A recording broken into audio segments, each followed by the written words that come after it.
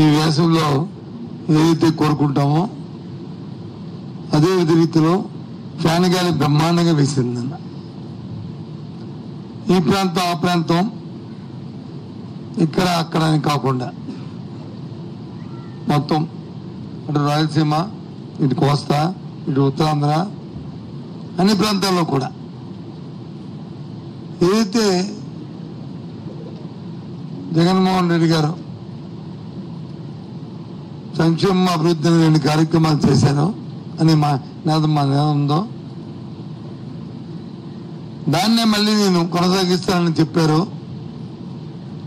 మాయ చెప్పుకుంటా, మోసం చెప్పుకుంటా దాన్ని ప్రజలు విశ్వసించారు. ఇది కొత్త వరవడి.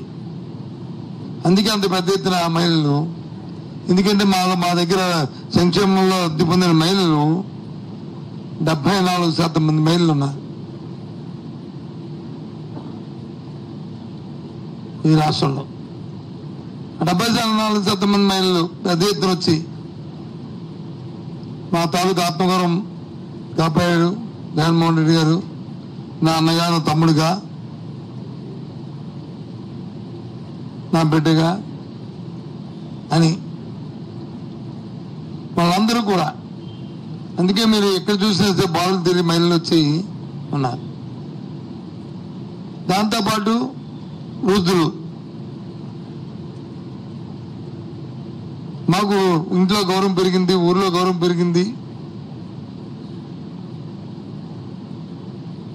మమ్మల్ని వచ్చి చేతిచ్చి ఆదుకున్నాడు. ఈయన 1వ తరగతి పెన్షన్ అనేది ఆశామాష ఎప్పుడు మీ జీవితంలో చూడలేదు. పేదరికమైన మా తెలియకంట ఈయన జగన్మోహన్ రెడ్డి ఆదుకున్నాడు, దాన్ని మరిపించాడు. ఈ బాబు 10 కాలాల పాటు ఉండాలా జగన్మోహన్ రెడ్డి గారు, ఉంటేనే న్యాయం జరుగుతాయని వాళ్ళందరూ కూడా పెద్ద ఎత్తున వచ్చారు. తెలుగుదేశం పార్టీ ఎన్నో కుతంత్రాలు పడింది, ఎన్నో కుయుక్తులు చేసింది, ఎన్నో అబద్ధాలు చెప్పింది, ఎన్నో మోసాలు చేసింది. 1 కాదు 2 కాదు. సడన్ గా మధ్యలో ల్యాండ్ యాక్ట్ తీసుకొచ్చింది, లేని చట్టాన్ని తీసుకొచ్చి రైతులను మొప్పెడదామని చూస్తుంది. కానీ రైతు ఎక్కడ కూడా శిక్ష జరగలేదు. సంక్షేమం ఆపడానికి ప్రయత్నం చేసి వాళ్ళు తిరిగి మళ్ళీ మేమే దాంట్లో అకౌంట్లో డబ్బులు లేవని చెప్పి మోసం చేయడానికి ప్రయత్నం చేసింది. అయినా మోసాలు తెలిసరికి నిజాలు తెలుసు, అందుకే చేశారు. అందుకు రాజకీయాల్లో, ప్రజా జీవితాల్లో నిజాయితీ ముఖ్యం, చెప్పింది చేయడం అనేది ముఖ్యం. ఓ బ్రాండ్ మాట తప్పుడు మనం తిప్పరని, అది స్వర్గీయ రాజశేఖర గారికి ఉంది, మళ్ళీ జగన్మోహన్ రెడ్డికి వచ్చింది ఆ వారసత్వం. అదే రీతిలో ప్రజలందరూ కూడా వచ్చారు.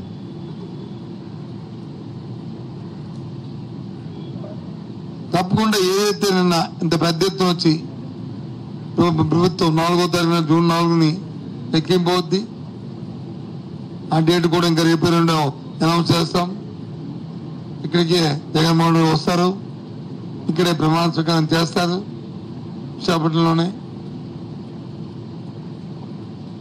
కన్నుల పండుగ ఏదైతే ఆకాంక్షలు ఉన్నాయో ఆకాంక్షల్ని నెరవేర్చడమే కాకుండా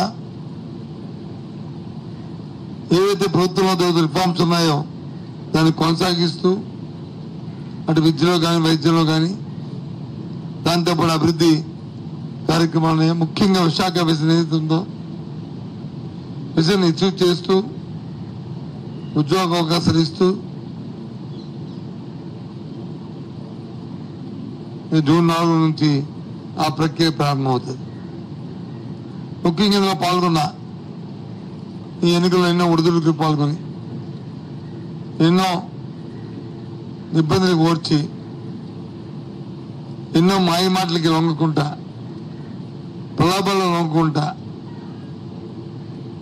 ఉన్న మా పార్టీ కార్యకర్తలు, మా నాయకులు, అలాగే మా సోదరులు సోదరిమణులు అందరికీ కూడా వ్యక్తిగతంగా పార్టీ పరంగా నేను కృతజ్ఞతలు తెలియజేస్తున్నాను.